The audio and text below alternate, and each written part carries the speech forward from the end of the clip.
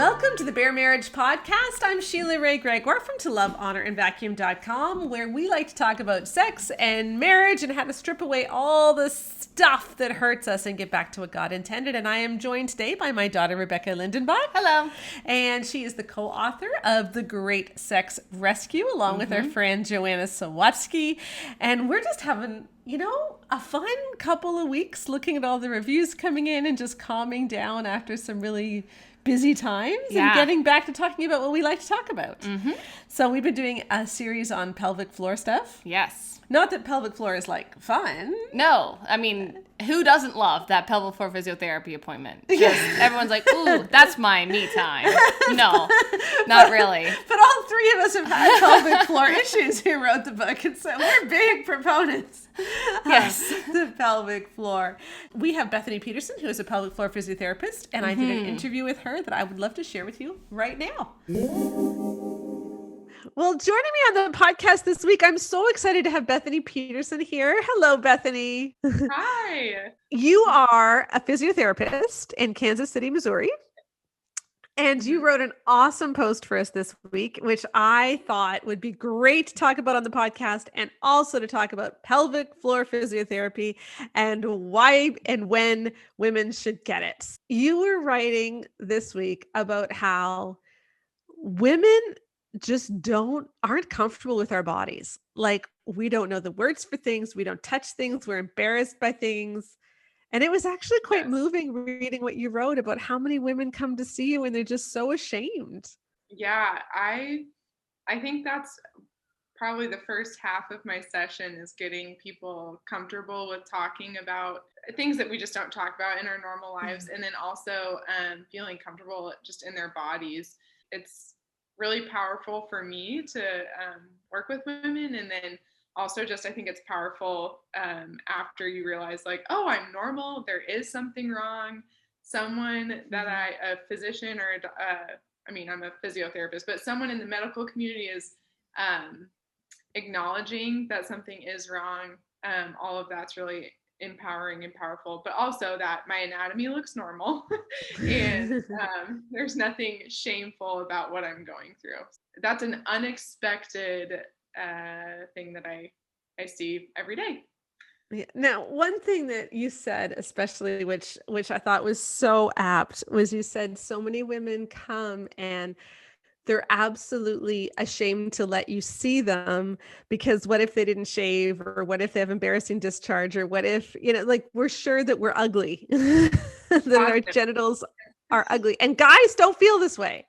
No, I've never, I mean, I don't know if you have sons or, your husbands or whatever. I don't think I've ever heard a man apologize for their anatomy.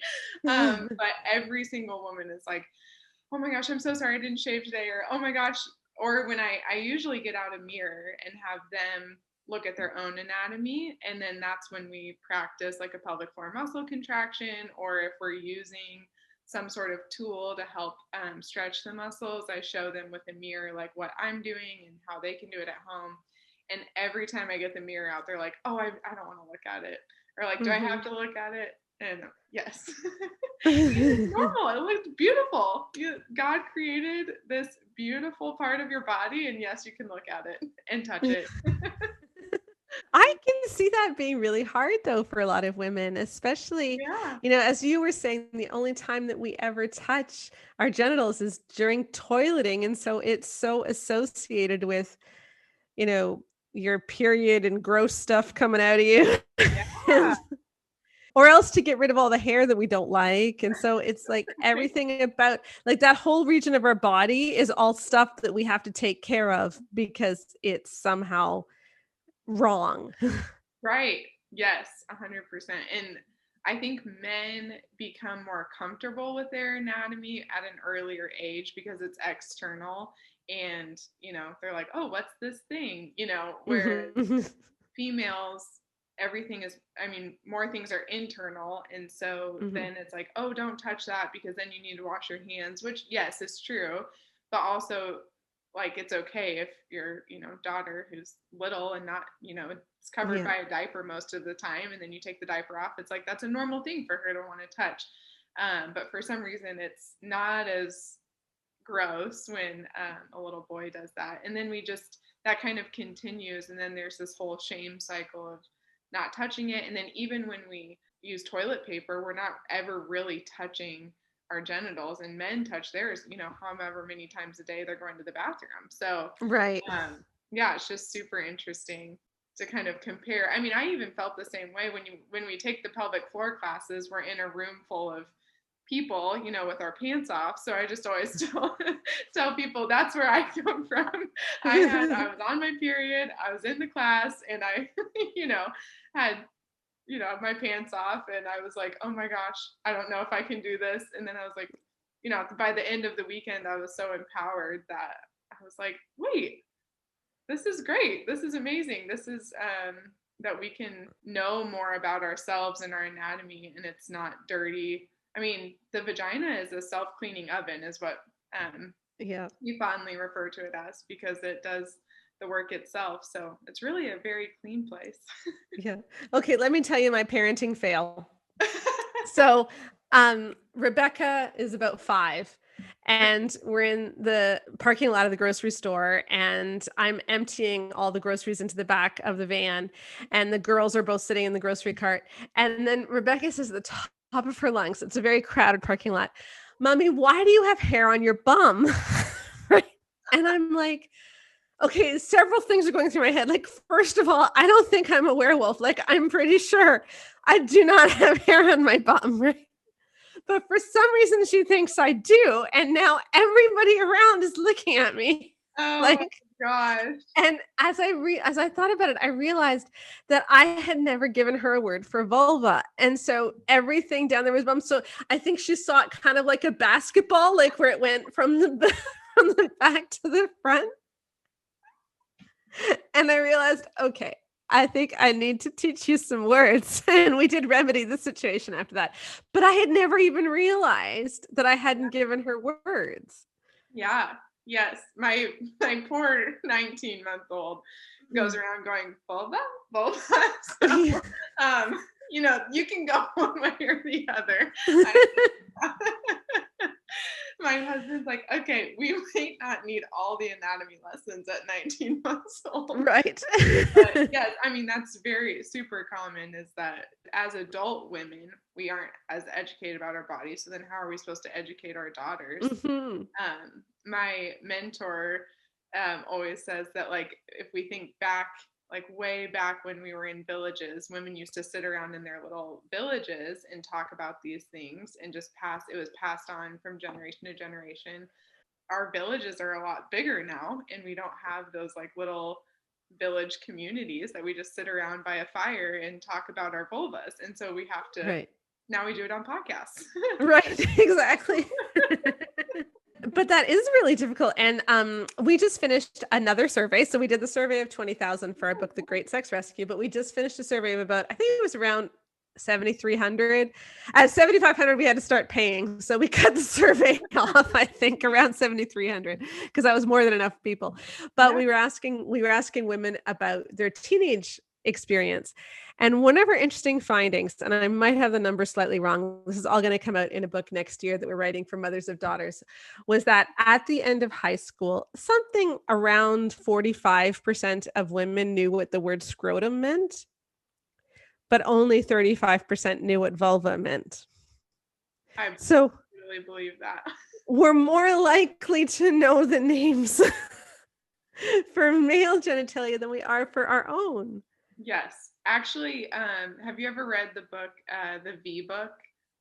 No. It's wonderful. It's written by a physician who is a vulvovaginal specialist, which are super rare. And mostly because medicine is still catching up to where we are now. But she writes all about like the history of like women's studies basically in the vulva, and like goes through.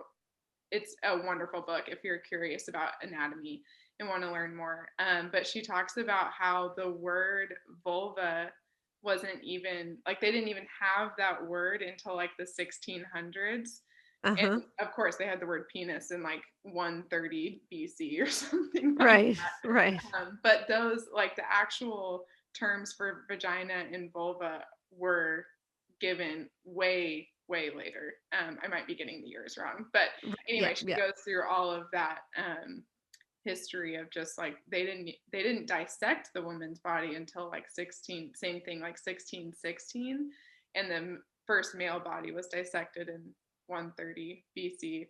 And so they just assumed that women's bodies were just the inverse of males, and they just accepted that until Yeah. someone finally decided it was worth dissecting a female body.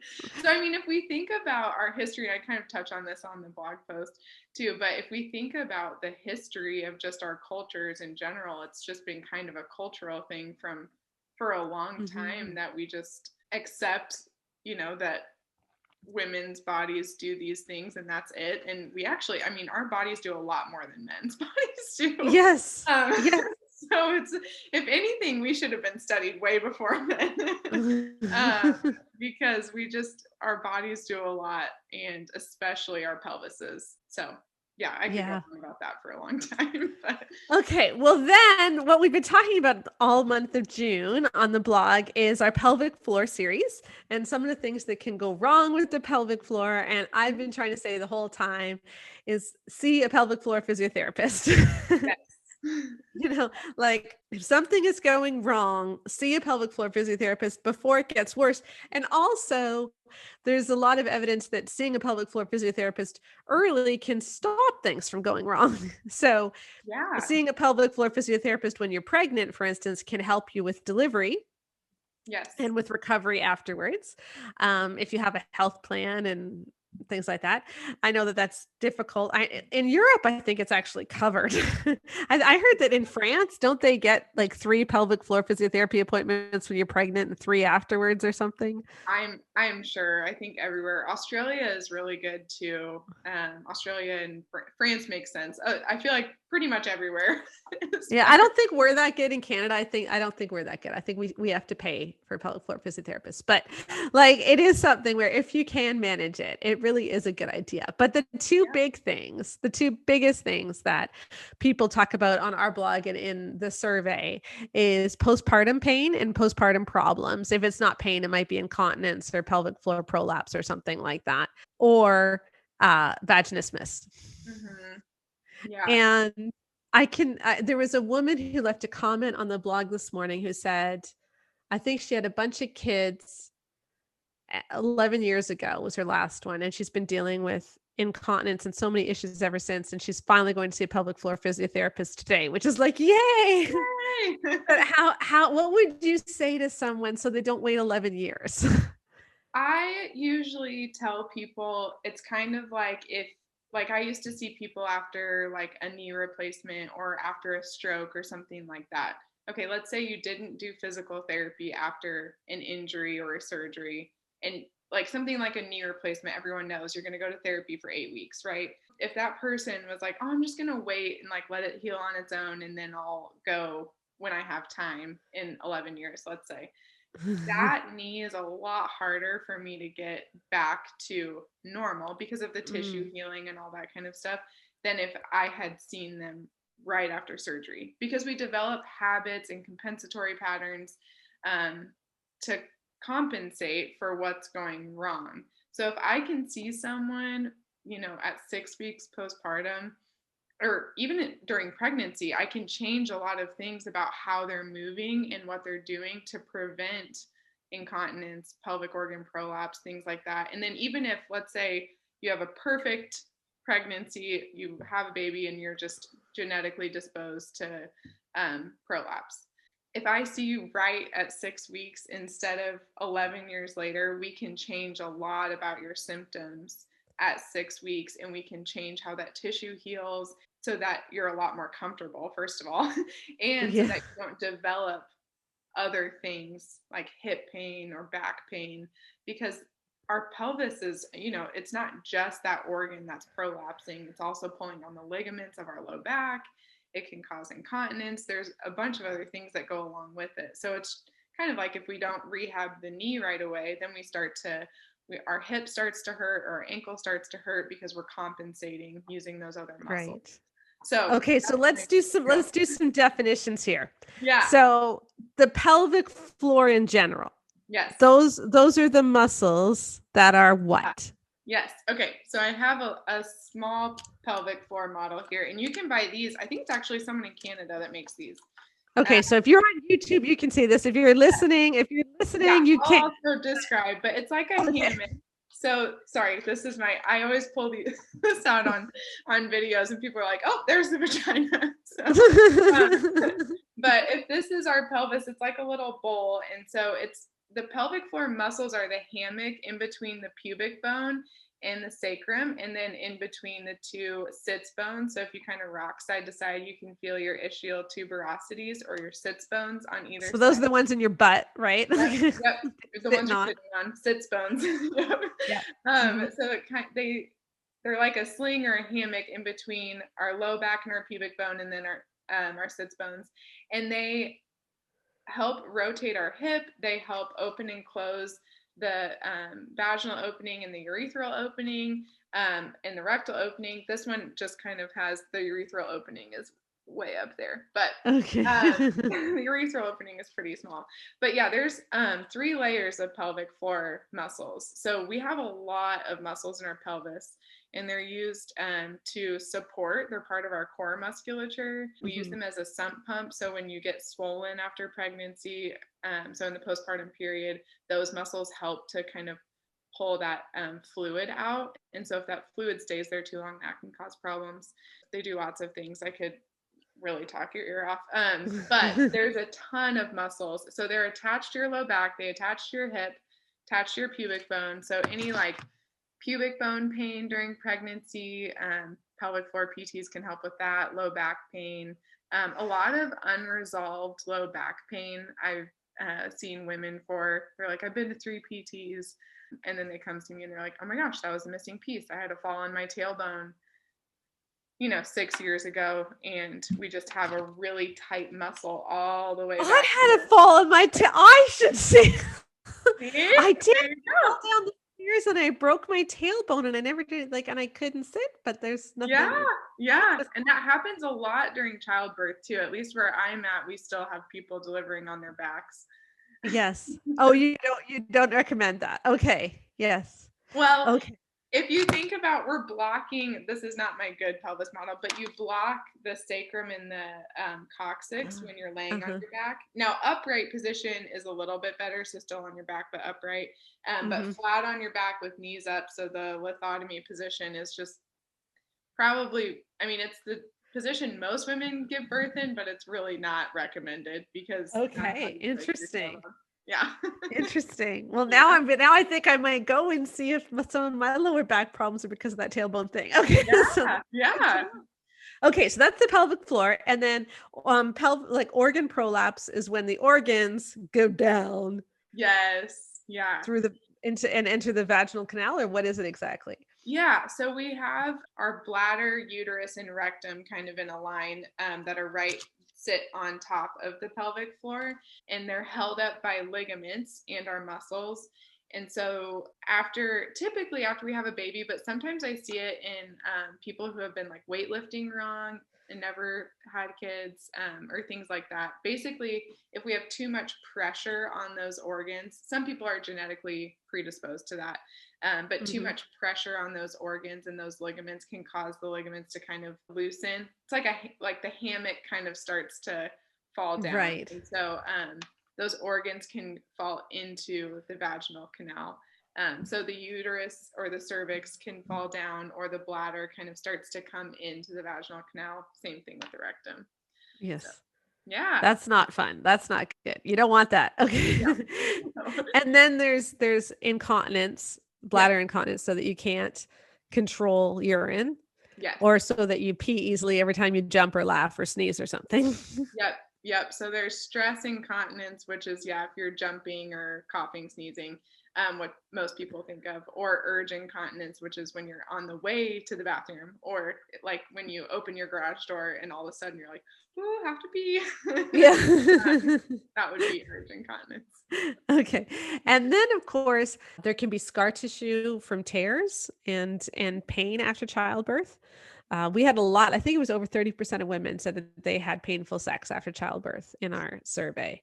Yeah, and that's after C-section and vaginal delivery. There was a study just done recently where after C-section, more women had pain with sex, and after vaginal delivery, more women complained of incontinence. Wow. So C-section creates scar tissue in those organs and like in our fascia that lays over the organs, and we need our cervix to expand and lengthen in order to accept a penis. So when we have scar tissue there, that can actually create pain if that scar tissue isn't moving well.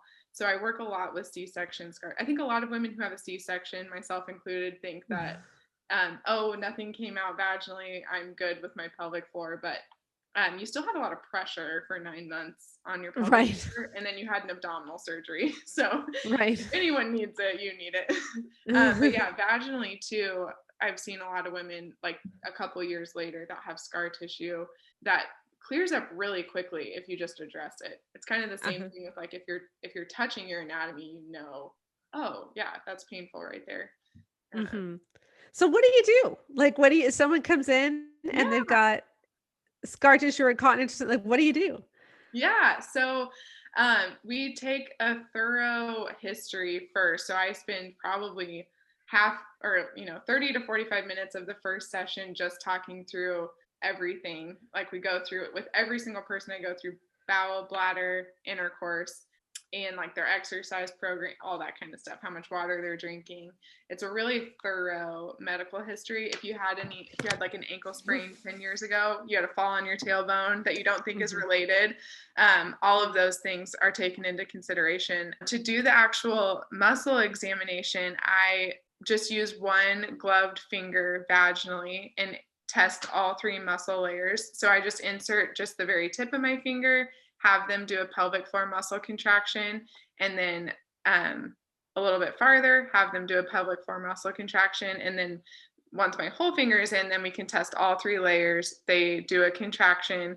And then we make sure that that their muscles are working, first of all. A lot of times, if there's been an injury to the pelvic floor, sometimes one side is weaker than the other, or one side is tighter. So I can tell that pretty quickly. And then I just palpate internally and externally to see if there's any tightness, tenderness. You've got a lot of muscles down here. So it kind of feels like if you have a trigger point, like if you have, on your neck, when you have those knots, it's the same, your muscles in the pelvic floor can develop the same type of knots. So I just like press on those and we see if it causes pain or if it's the same as what's happening during sex or anything like that. And so, then we go from there. So sometimes with incontinence, what happens is people develop tight muscles and weak muscles. So they're walking around trying to hold everything in to not pee their pants, but then those muscles also get weak. So we try and relax the tight muscles and then also strengthen them. Okay. So there's so then you figure out what people need, and then you give them certain exercises that they can do at home too, right? Yes. Yep. Yeah. Yeah. So a big thing in the pelvic floor world right now is, well, a lot of people just say, oh, go do your Kegels, or OBGYNs a lot will say after postpartum, like, just do your Kegels. You don't need to see a pelvic floor PT. And so I think Kegels have gotten a really bad rap. I rarely send someone home with just Kegels, like just going home and contracting their pelvic floor muscles. Personally, I don't think that does a whole lot. I usually pair it with breathing or activities or exercises that are causing them incontinence or pain or things like that. And then a lot of times with vaginismus or really tight pelvic floor muscles, we're working on down training, which is the relaxation of the pelvic floor muscles and lengthening those muscles.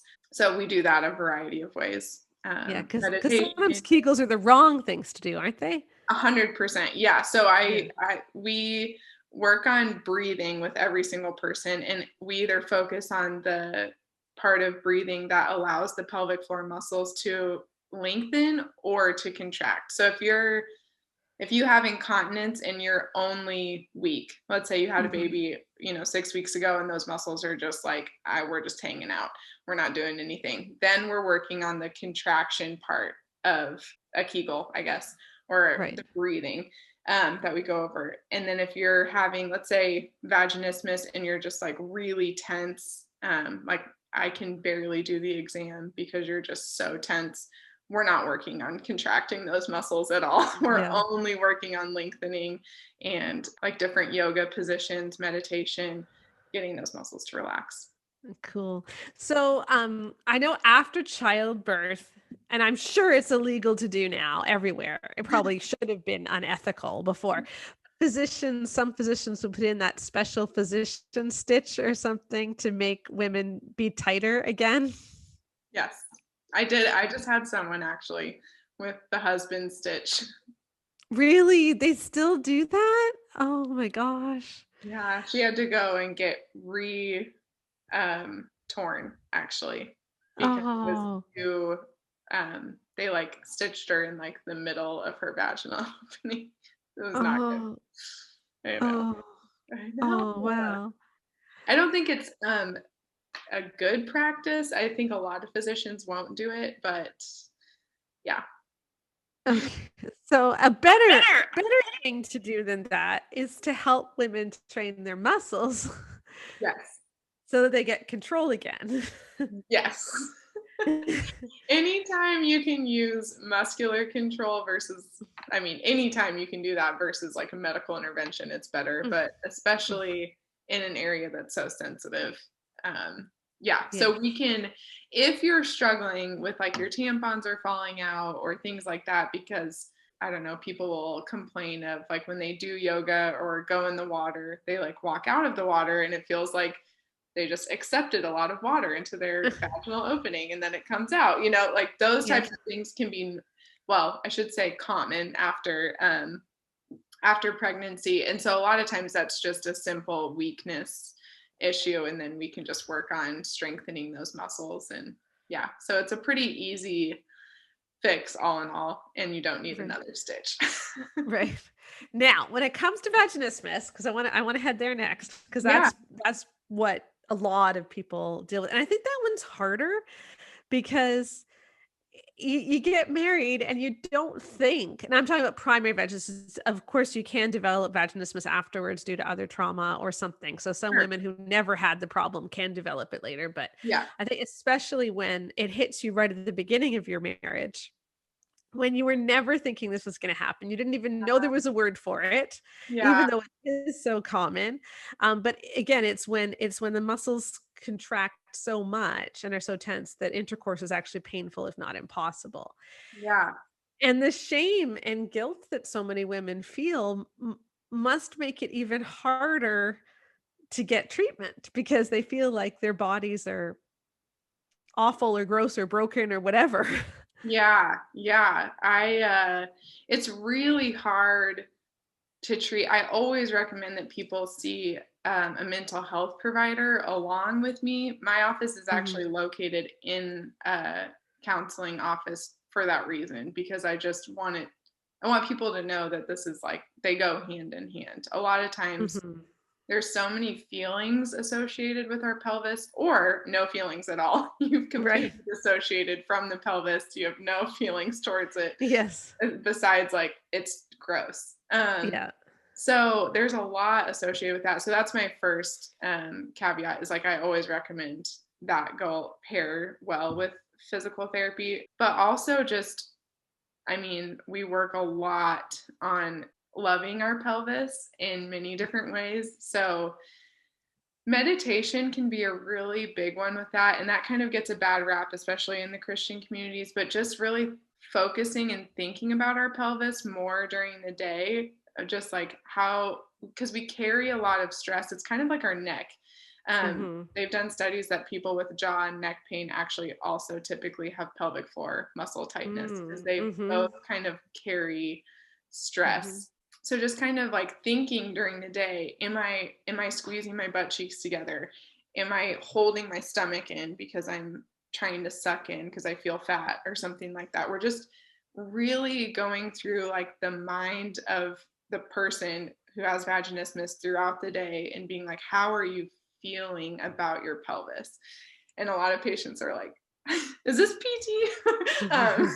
But it really does change everything, because a lot of people will come in and then they'll be like, oh my gosh, I didn't realize that all day I stand or sit with my butt cheeks just clenched together, just trying to hold everything in, or like that's where I carry, everything. So I think that goes along with everything else we see in a new marriage too. You have this new marriage, or maybe you've been married for a long time and you've felt shame around sex. So we're trying to just change how we're feeling about our pelvis, how we're carrying ourselves, and then how we're interacting too with our spouse. So I have a lot of people, depending on how comfortable they are, bring their spouse in with them. And that helps a lot, because they get to hear, the spouse and the patient get to hear, this is actually something that's medically wrong. Your spouse is not withholding anything from you. This is something that, and then I actually have the partner feel the muscles if the patient is comfortable, and be like, this is what it feels like just at rest. This is, how do you think that a penis is going to fit in this opening when it's just so tight and you can feel the muscles spasm and all those things? And then that really changes the relationship, because then the partner is like, oh my gosh, I've been forcing this, or what, whatever the case may be. And so it just gives a really open communication style. Now, I will say a lot of patients are really uneasy about that, especially if they have a lot of shame associated with the pain that they're having. But it's really powerful when I can look their husband in the eye and be like, this is a medical problem. And, it just changes a lot for both. Yeah.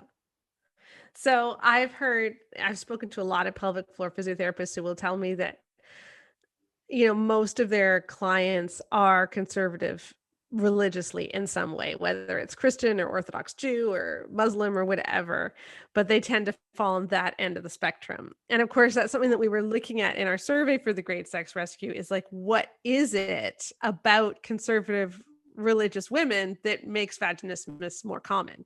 And the one message that we kept coming back to was the obligation sex message, that you have to have sex with your husband whenever he wants it, or you're defrauding him. Yeah. And I know you mentioned that in your article as well. This is something that you've seen in your practice, that many women have this belief. Yes. Yeah. That's a really hard message to change. I'm looking forward to more of your research. I would love to know. I mean, it's hard when you're sitting in a medical office and I'm telling you, you don't have to have sex with your husband. That doesn't always, they're like, but I do have to have sex with him, and that's why I like to look both parties in the eye and be like, no, stop doing this. But I talk a lot about it, consent, which I think you've talked about in your book as well, of just how important that is. And I think something you said was really powerful, that in Christian marriage and sex books, consent is not really discussed. And then in secular books, it is. My story, I had vaginismus when we first got married. Oh, did you? Yeah. It was terrible.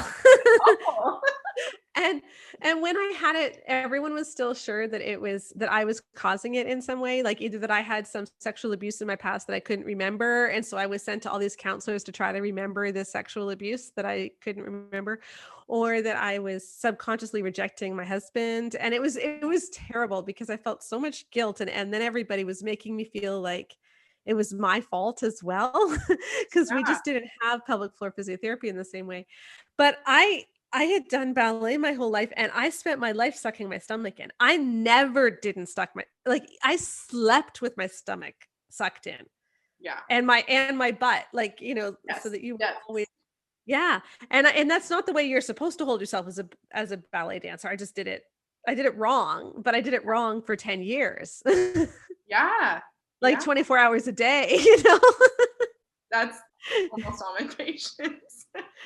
Plus, I really think another big culprit was the obligation sex message really exacerbated everything, because I felt like I can't give myself time to heal because then I'm defrauding him.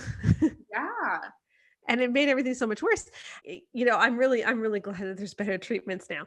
But for women who do have vaginismus, and often there is so much shame, are there women who just can't, like, who just can't let you look at them or do things to them, like stretch them, or how do you talk them down off the ceiling when you Yeah.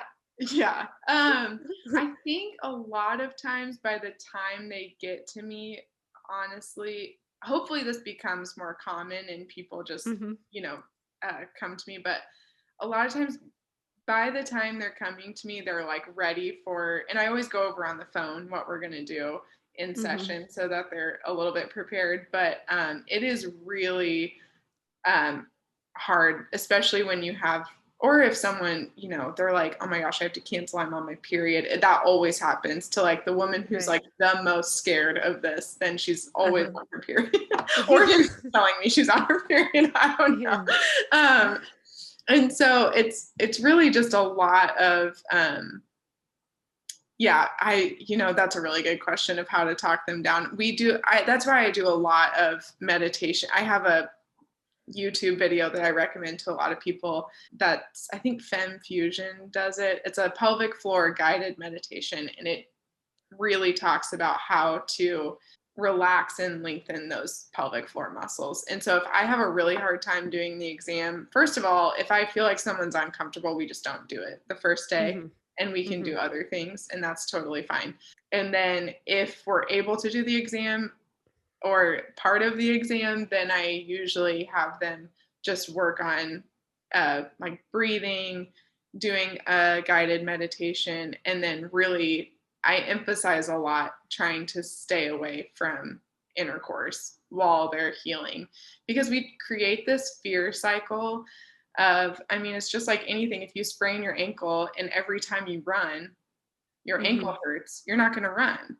But Yeah. in Christian women, we're like, every time I have sex, it hurts, but I'm just going to keep having sex. Like that doesn't Mhm. help our brain. Then just before anything even comes near us, all of a sudden it's Mhm. like I'm having pain and nothing's even Yeah. penetrating me yet. I'm just in pain. And Right. so that we have to break that cycle before I can get anything done. That's number one, is talking. And usually women are like, great. I just needed someone to tell me I didn't have to have sex, which is so terrible and sad that they need that validation just from someone else to say, you don't Mhm. have to go home and do this. Mhm. So, Well, but so many Christian resources don't give women that chance or no. that choice at Yeah. all. Yeah. And I know when I was going through my treatment, I didn't have that choice. My Yeah. counselors told me that, yeah, that this was something that he needed. It's just So, so sad. mhm. Yeah. So I am so glad the conversation is changing. Yeah, yeah, it's so damaging. That cycle is so damaging. There's so much shame around sex, and I think that Mhm. really needs to change. Yeah, that's great. Well, I will put a link to that FemFusion video that you mentioned. Yeah, Bethany will give me that link, and I will put it in the show notes for this and the podcast post that goes along with this. And I will also put a link to the great post that Bethany wrote that was out, I think, on Tuesday of this week, so that you can see that. And anything else, any final words that you want to say to women who might be thinking, do I need pelvic floor physiotherapy, or what should I do? you do. Yes, you do. If you're thinking you might need it, you just make an appointment. There's really no reason you shouldn't. Right. And just learn to love your pelvis. That's it. That's great. And where can people find you? My website is wellcorept.com. I'm the only physical therapist at my practice right now, but so I'm and then a + core physical therapy. And then my Instagram is at @wellcore PT, all one word. That's pretty much it. And then I'm on Facebook too. So Great. yeah. Well, thank you so much. And Thank I you. hope that we will see you again. I'm going to be speaking. I just got word this week, next February at a big physiotherapy conference in San Antonio. Oh, great. That's awesome.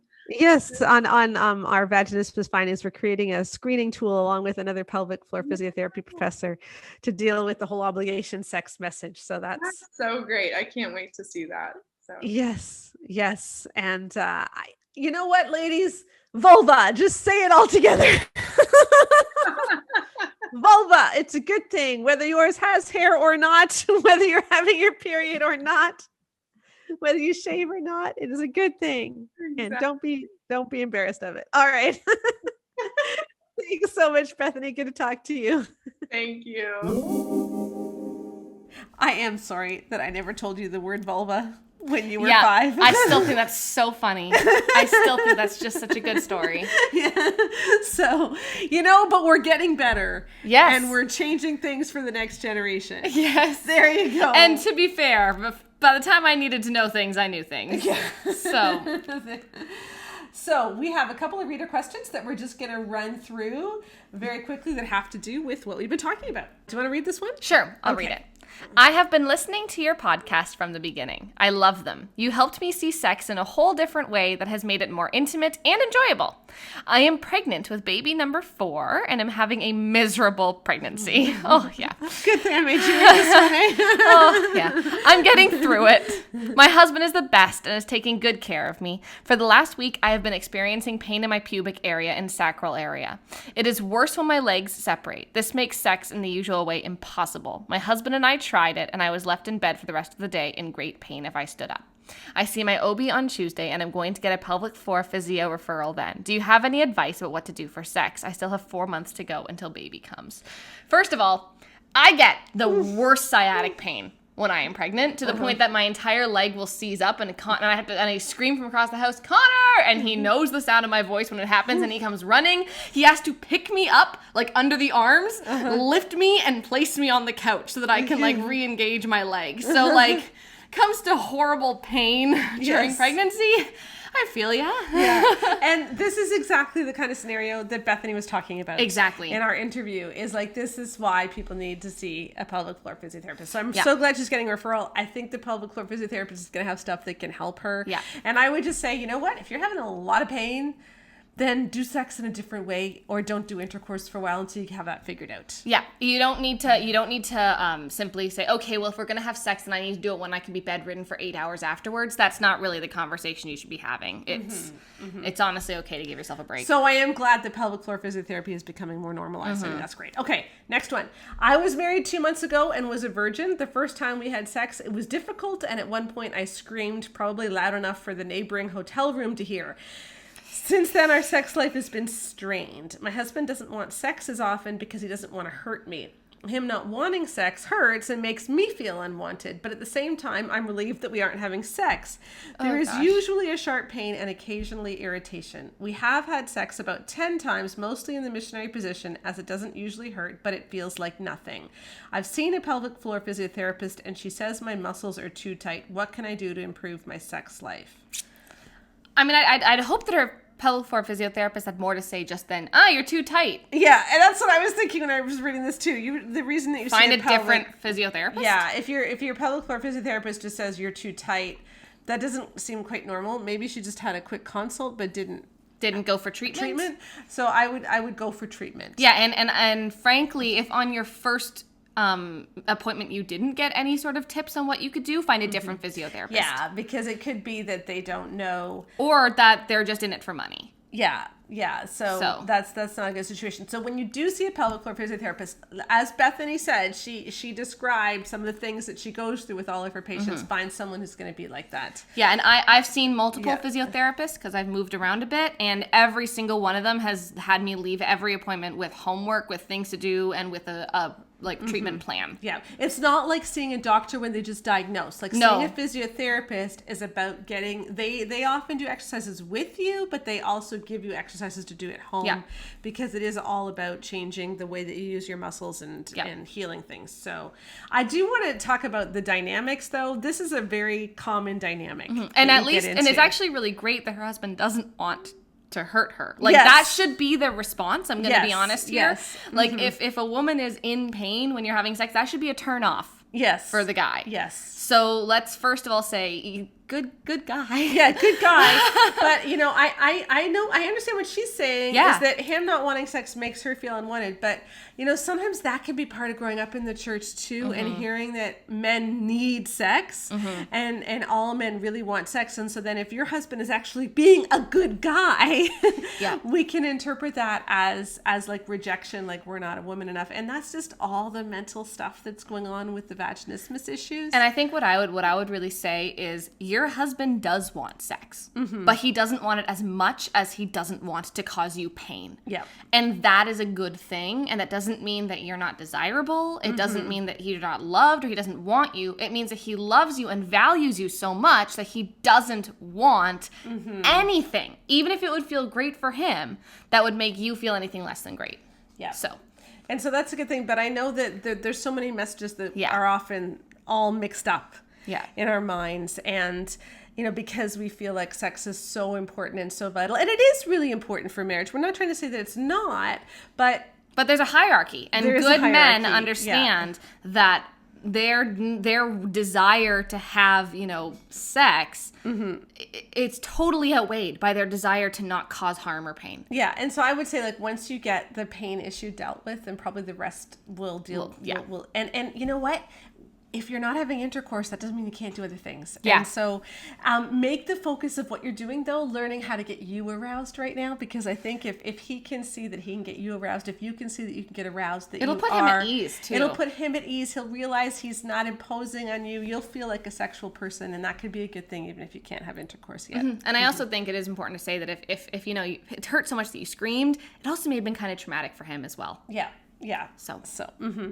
Okay, here's another one really quick that goes into the dynamics that can be caused when vaginismus is involved. So she says, I love your blog, podcast, and I want to thank you for speaking out about these things. Your materials have been so important to my vaginismus recovery.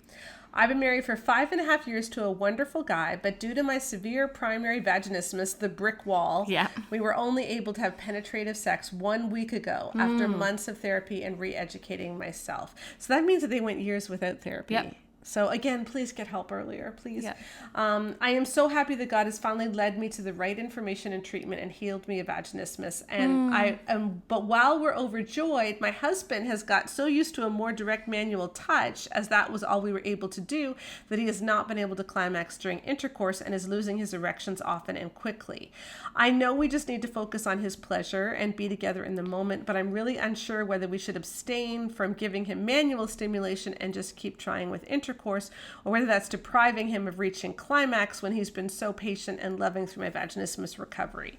He did have a porn and masturbation habit before marriage, but has dealt with it, and I trust him, but the masturbation did follow us into marriage and was reinforced by the vaginismus, even when it was me stimulating him. So I'm so happy we're able to have intercourse, but it feels tainted by this disappointment, and I just want him to feel as happy as I do. When you spent years doing things one way, and when intercourse, he could actually be having exactly what you were saying, like a trauma response where he's associating intercourse with causing her pain. Yeah. And so it just may be difficult to see this as a good thing. And I would just say it's been a week. That's kind of what I was thinking too, is like, you know, maybe, you know, you can work on, you know, like you can talk to, first of all, if there is a licensed sex therapist near you, this is the kind of thing they're really good at dealing with. Yeah. Like kind of helping you rewire the brain, figure out, you know, what's holding you back, what are exercises you can do, what are ways to, you know, help you become stimulated in a way that you Anyway, all these things that are sex therapist's job, not necessarily mine. Yes. I'm grateful for that. So if you do have access to that, I actually think that would be a really great... Yeah, I think so too. I also think give it time. You can also do some of the exercises on how to help her reach orgasm through intercourse, but just reverse roles. Like Yes. what we often say for her is wait until she's absolutely almost at the edge and then start intercourse. You can do some of those things. But I think that this is probably something that will resolve in time. Or if you give it another couple weeks and it still isn't resolving, then talk to someone, your choice. But I think if you've done this for years and then he's also been, masturbating for years, it might take more than a matter of days. Yeah, if he's got like a 15-year masturbation habit plus this or whatever, if he started as let's say 14, like this could be a 15-year thing. Yeah. So it really may be something that he's don't lose hope to get out of. Don't lose hope. And if you have the finances or you have the ability, talk to a therapist. That's great. But otherwise, like you can start weaning off of one and working towards the other. But again, this just shows that a lot of these things are just so multi-dimensional. Yeah. And there are a lot of dynamics that are involved. So, getting people to talk to. I love how Bethany says that she's in this complex with counselors because often it isn't just the physical side that needs to be worked on. But the nice thing is we've talked to so many people who have gotten over these issues, and you really can. Well, and even this woman said that she dealt with this for years, and it was only like months of therapy, and her vaginismus is gone. Like, so if you're a newlywed and you're listening, and sex hurts, get the treatment now. Yep, exactly. Okay, 2 letters of encouragement for you. Before we wind up, you haven't seen any of these yet, so I like to always give these 2. Do you want to read the first one? Sure. I just wanted to say an enormous thank you for the courage and honesty that led to the great sex rescue. I have been searching for answers for 3 years of miserable married sex and have been frustrated by the consistently stale answers that I have found from many male evangelical leaders. After devouring this book in one night, I feel hope for the first time in my marriage. We definitely have a long journey ahead of us, but I finally feel like I have answers. Thank you for writing this. You are saving marriages. That's lovely. Awesome. Yeah, and you know what? The journey can be a long one. That's why you're married for decades. That's okay if it takes a while to get this right, but at least you're going in the right direction now. Exactly. And change the trajectory. And I think for all of us, that's, in all the questions we've had tonight too, it is about just changing the trajectory. So that was nice. And here's one from a guy. Okay, so I looked up some new Amazon reviews. They're all really good, by the way. All the new ones have been 5-star, which is awesome. But Canadians, come on! The Americans are beating us. We haven't had a Canadian review on Amazon for like a month now. Oh, come on, Canadians! Yeah, come on! And it was the Canadians who beat the Americans at first. So maybe we just all got our reviews in there early. But if you're Canadian and you've read The Great Sex Rescue, go leave us a review. We'd love it. Okay, but here's an American guy. Yeah. All right. I've been married almost 25 years and a Christian much longer, but somehow the true meaning of sex and marriage was never presented to me. This book was eye-opening in a wonderful way. First, for its beautiful explanation of how sex is a deep, intimate knowing of each other. And second, it really helped me understand how much my wife has been hurt by the garbage in all those marriage books and studies she's read over the years. She tried to explain it to me a few times, but I didn't get it until we read this book together. Now I'm downright angry at those other authors. How dare they tell my wife that she better not refuse and that sex is all about me? How dare they tell her that it only takes a few minutes and makes me so happy? How dare those authors tell my wife that if I have an affair, she's at least partly to blame? I am so glad we read this book together. All of the questions and suggestions to reframe faulty beliefs have not only opened up a new world of intimacy for us, but they have helped us immensely in how we teach our children about sexuality and healthy boundaries. This book offers healing, hope, and amazing intimacy. Highly recommend. That's wonderful. And that's what I love to hear as me and Joanna both, as like the moms of young kids. People are like, this is changing how I'm talking to my kids. Excellent. 'Cause that means the church is going to be a healthier place for Joanna's girls and for my kids. Yeah. Amen. It's just great. And, we have a free video study that goes along with the book. Oh, yeah. So if you're thinking about what group studies you want to do in the fall, maybe as your church opens up again from COVID, or you can still do this one online with friends. You can watch the videos together. And then or if there's just a whole gang of you who is just fed up with some of the stuff that's been going on, also just do that. Yep. Becca and I recorded the videos. They're roughly like 11 to 15 minutes each. And then there's discussion questions to go along. It's all free. Yes. And I will put the link to that in the show notes for this podcast too. So come join us on the Great Sex Rescue Study. If you are having issues, any issues, if you've ever broken your tailbone, if you have pain during sex, if you're incontinent, please see a pelvic floor physiotherapist. And as Bethany said, don't wait years. Yep. And remember, normal does not mean that it needs to be your normal forever. Amen. All right. Thanks for joining us on the Bare Marriage Podcast. Join us next week for our Start Your Engines. We're going to have the guys join us. Bye-bye.